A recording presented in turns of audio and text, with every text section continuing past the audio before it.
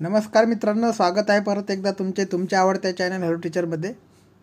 जसं की मी तुम्हाला मागच्या व्हिडिओमध्ये सांगितले होते की काही दिवसाच्या आतच जे आहे ते CBT2 जे 772 पोस्टची एक्झाम होती CBT2ची, त्याची आन्सर की काही दिवसात येणार आहे. तर त्याच्या आन्सर कीचं जो एक परिपत्रक 45व्या नंबरचं आलेलं आहे आणि ती आन्सर की तुम्हाला उद्यापासून बघायला मिळणार आहे. ठीक आहे, तर त्या परिपत्रकामध्ये नेमकं काय आहे ते आपण या व्हिडिओमध्ये जाणून घेऊया. सोबतच आणखी थोडीशी इन्फॉर्मेशन मी तुम्हाला या व्हिडिओमध्ये देणार आहे. ठीक आहे, तर व्हिडिओला शेवटपर्यंत नक्की बघा.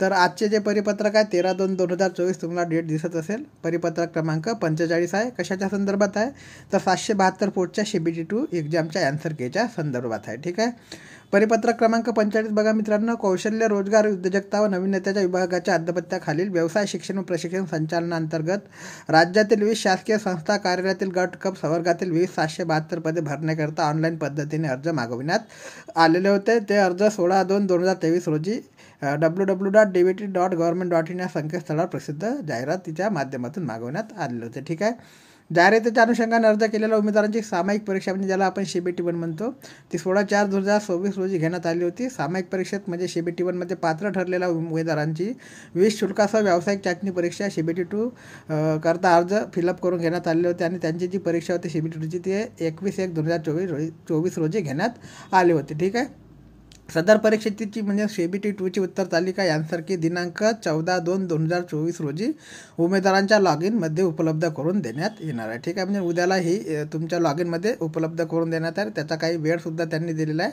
तो वेळ कोणता दिला आहे तो सुद्धा आपण या परिपत्रकात बघणार आहोत. ठीक आहे, तर सदर उत्तर तालिका संदर्भात उमेदवारांना हरकती म्हणजे ऑब्जेक्शन घ्यायचे असेल तर जाहिरातीचा क्रमांक ज्या अनुक्रमांक 18.13 मध्ये नमूद तरतुदीनुसार उमेदवारांनी दिनांक 14/2/2024 ते 16/2/2024 या कालावधीत स्वतःच्या लॉग इनमधून प्रश्नासंबंधित हरकती आवश्यक अभिलेखासह म्हणजे एक जे तुमचं डॉक्युमेंट्स असेल त्या डॉक्युमेंटचा पुरावा म्हणून वापर करून तुम्हाला ते हरकती घ्यायच्या आहे. त्याच्याकरता काही शुल्क आहे, ते शुल्क किती रुपये आहे ते सुद्धा आपण याच्यामध्ये जाणणार आहोत. ठीक आहे, याच्यानंतर विहित ऑनलाईन पद्धतीने व्यतिरिक्त अन्य कोणत्याही नमुन्यातील अन्य कोणत्याही मार्गाने पद्धतीने तसंच विहित कालावधीनंतर सादर केलेल्या हरकती कोणत्याही परिस्थितीत स्वीकारल्या जाणार नाही.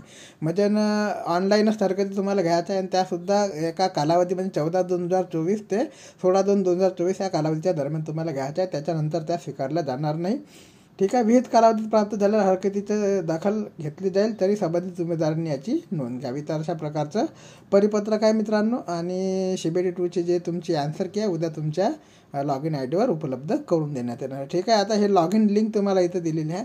तर ह्या लॉग इन लिंकच्या संदर्भात आपण आता बघूया. लॉग इन लिंकवर क्लिक केल्यानंतर मित्रांनो तुमच्या पुढे असा एक पेज येत असेल. त्याच्यामध्ये लिहिलं आहे की लॉग इन फॉर्म जे आहे ते तुम्हाला 14/2/2024 8 वाजता तुमच्या ज्या लॉग इन साईटवर मिळणार आहे, तुमच्या लॉग इनवर मिळणार आहे आणि ते राहणार आहे 16/2/2024 पर्यंत 23:55 उपलब्ध राहणार असे ते लॉग इन लिंकवर क्लिक केल्यानंतर तुम्हाला मिळेल. म्हणजे उद्याला तुमच्या लॉग इनवर जे आहे ते तुमची आन्सर की येणार आहे. ठीक आहे, तर अशा प्रकारची ही न्यूज आहे मित्रांनो. आता याच्यानंतर पुढची महत्त्वाची बातमी बघायची आहे मित्रांनो की 18.13 मध्ये ज्या नमूद तरतुदी आहे त्या नेमक्या तरतुदी कोणत्या नमूद आहे आणि तुम्हाला आक्षेप घेण्याकरता किती रुपये शुल्क द्यावं लागणार आहे त्याच्याबद्दल सुद्धा आपण इथे जाणून घेऊया. तर चला बघूया 18.13चा जो तक्ता आहे ॲडव्हर्टाइजमेंटमधला जो नोट आहे त्याच्याबद्दल आपण इथे बघूया. बघू शकता 772 पोस्टची जी आहे ती ॲडव्हर्टाइजमेंट तुमच्यासमोर ओपन झालेली आहे.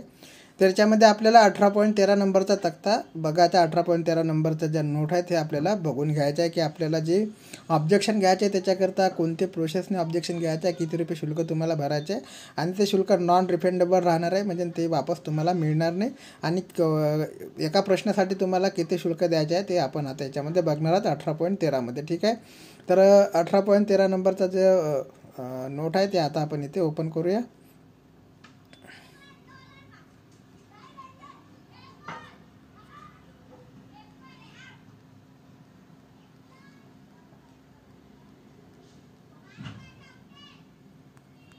तर हे बघा मित्रांनो इथे 18.13 नंबरचं जे आहे ते तुमच्याकडे आलेलं आहे.